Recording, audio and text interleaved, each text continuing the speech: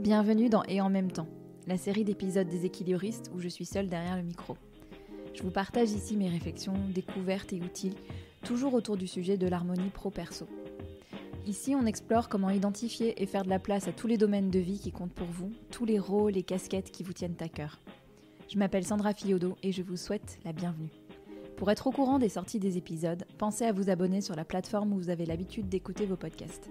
Et si ces épisodes vous plaisent, vous pouvez les partager avec celles et ceux à qui vous voulez du bien et mettre une note et un commentaire sur Apple Podcast ou Spotify. Pour avoir des nouvelles régulières des équilibristes, la lettre numéro d'équilibriste est là pour ça. Des ressources et des idées pour aller plus loin. Rendez-vous sur mon site www.leséquilibristes.com. Merci d'être là et maintenant, place au sujet du jour. Salut mes équilibristes, bienvenue dans ce premier épisode de Et en même temps. Je dois vous dire que je suis vraiment heureuse de lancer cette série. J'ai eu pas mal de demandes en ce sens et puis l'envie de plus en plus présente d'y aller.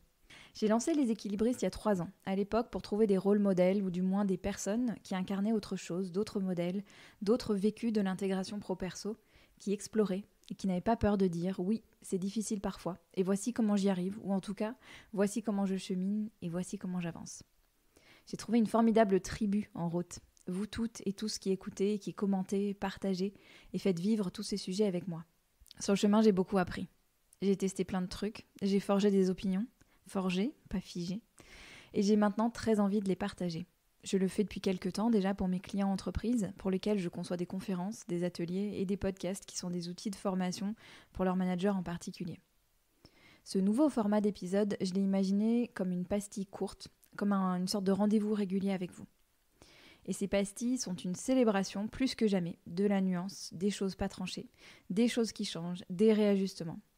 Juste parce qu'on vit, et donc on bouge, et aussi parce qu'on peut aborder avec légèreté des choses sérieuses et importantes. Vous comprenez maintenant le nom. Et en même temps, c'est un hommage au fait de faire vivre, en même temps, des faits, des émotions, des opinions, des rôles qui semblent a priori s'exclure. Et c'est pas du tout une référence à la célèbre formule de notre président. Qu'est-ce que vous trouverez ici ? Des réflexions, des ressources, des outils qui m'ont intéressée et qui aident les clients que j'accompagne en coaching individuel. Beaucoup d'anecdotes parce qu'elles vous touchent souvent et elles font écho à votre vécu. Et sûrement aussi, si vous me suivez depuis un moment, des Jean-Claude Van Damme, parce que ma culture américaine m'est trop précieuse pour que je la laisse de côté. La structure sera la même pour ces épisodes. On commencera par une réflexion ou anecdote. Je vous présente ensuite un outil ou une ressource que je trouve utile. Et je termine avec une question pour vous aider à vous approprier ces réflexions et avancer sur votre chemin. Et évidemment, tout le monde est bienvenu ici. Ce n'est pas un podcast pour les femmes, bien que vous êtes de loin les plus nombreuses à écouter et que c'est souvent vous qui me faites part de vos questionnements. Messieurs, je sais que ces questions vous les posez aussi. Écoutez ces épisodes en couple, en équipe, en famille. Et j'adore ensuite quand vous me racontez les discussions que vous avez eues après avoir écouté à plusieurs et surtout ce que vous avez mis en place derrière pour vous faire du bien. Je vous propose qu'on saute tout de suite dans le sujet du jour, une exploration de ce fameux « et en même temps » et des multiples sens qu'il peut prendre. Vous l'avez peut-être remarqué, je ne me prive pas du plaisir d'écrire ce titre avec une esperluette, qui est le logo des équilibristes. Ce logo dont le sens se déploie avec le temps, qui est un super point de départ pour parler de « et en même temps ». À l'époque où j'ai pensé à ce logo pour les équilibristes, il avait un sens vraiment basique, ou plutôt un sens premier. Comment on fait pour être et parent, et professionnel, et femme ou homme, et ami, et conjoint, et danseur de salsa, et bénévole dans une asso.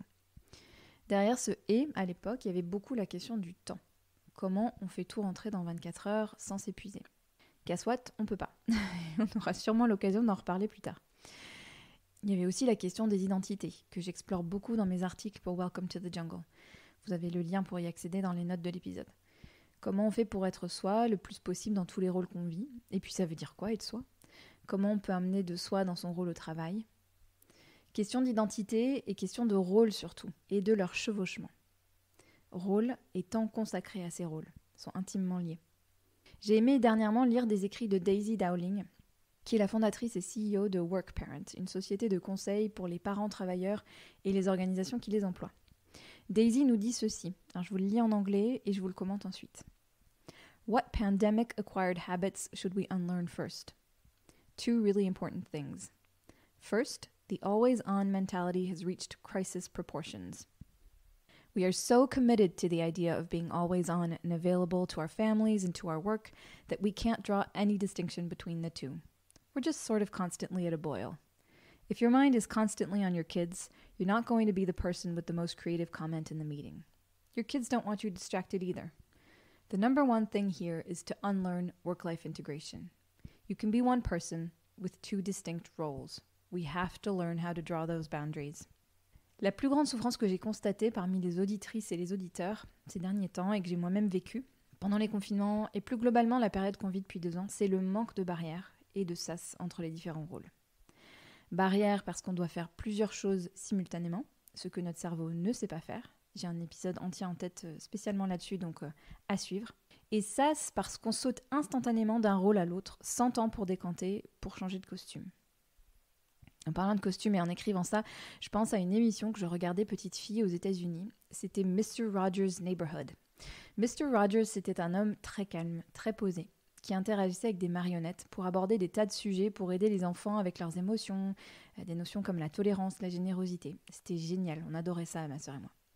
Et Mr. Rogers, il commençait et terminait l'émission en changeant de cardigan et en changeant de chaussures. C'était le matin, il s'habillait pour partir au travail, il faisait sa journée, puis il revenait le soir et il enlevait son cardigan et il mettait ses pantoufles. Il chantait la chanson phare de l'émission en laçant ses chaussures. Il signifiait un vrai sas en faisant ça. Ça marquait le début et la fin de l'émission et donc de sa journée. Pourquoi je vous raconte cette histoire d'émission que je regardais petite ? Parce que les confinements, les gloubi-boulgas de télétravail et de garde d'enfants nous ont privés de ces sas, pourtant indispensables à un vécu serein de nos journées. Je suis d'accord avec Daisy qui dit qu'une des premières choses à désapprendre de la pandémie, c'est cette façon d'essayer d'être disponible en permanence pour la famille et le travail en même temps. Une personne, plusieurs rôles, plusieurs temps de vie.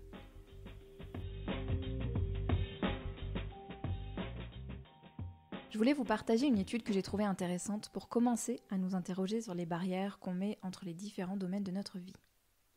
Une équipe de chercheurs finlandais a mené une étude sur plus de 1000 employés finlandais pour identifier des profils de gestion de frontières entre le pro et le non-pro. Ils ont identifié 4 profils.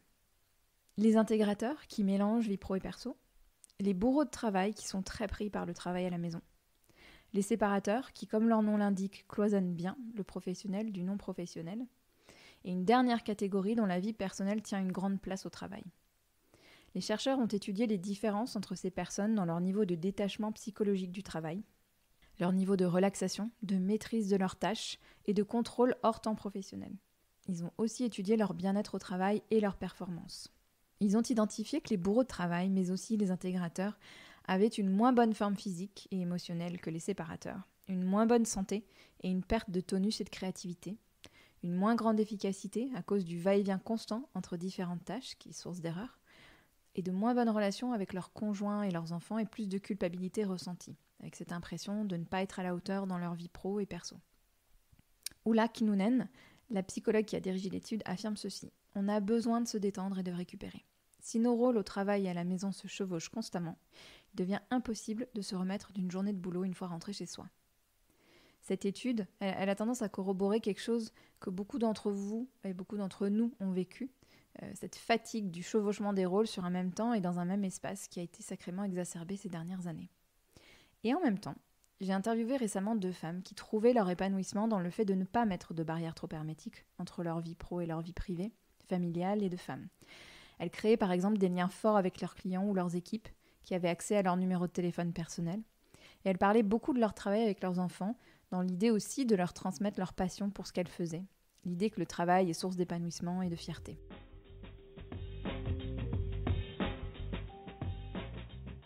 Alors j'ai envie de vous retourner la question.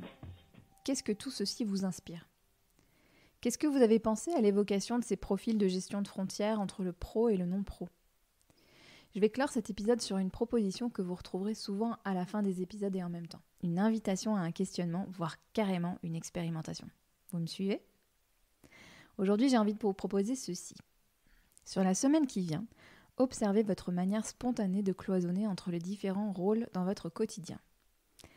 Êtes-vous plutôt intégrateur, séparateur, bourreau de travail ? En lien avec ça, observez votre niveau d'attention, de présence, notamment le soir quand vous changez de rôle. Et observez aussi votre niveau d'énergie et ses fluctuations au cours de la journée. Est-ce que vous ressentez le besoin d'essayer une autre façon de faire ? Notez vos impressions, vos idées, vos ressentis et gardez-les précieusement de côté, pouvoir y revenir dans quelques semaines, quelques mois.